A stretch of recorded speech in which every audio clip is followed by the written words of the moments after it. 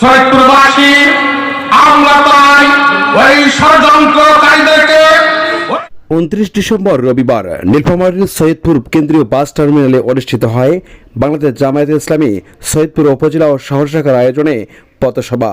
বক্তব্য রাখেন প্রধান অতিথি ডক্টর শফিকুর রহমান এবং দেশের মানুষকে জাতীয় সাথে ঐক্যবদ্ধ হওয়ার আহ্বান জানান। আমাদের শ্রদ্ধেয় নেতা, মানবিক নেতা ডক্টর শফিকুর রহমান দল মতের ঊর্ধ্বে উঠে জাতীয় স্বার্থে আমরা ঐক্যবদ্ধ থাকি।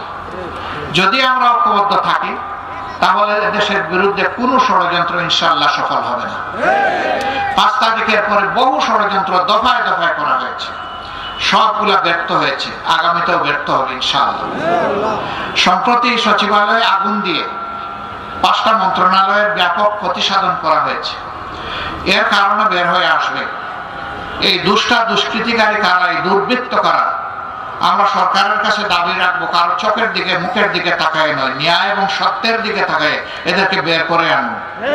সমাজের সামনে এদেরকে খুলাসা করে দিন, এদেরকে আইনের আওতায় এনে কঠোর শাস্তি বিধান করেন, যাতে আর কোনো দুর্বৃত্ত এরকম আর হাত বাড়ানোর চিন্তা না করে।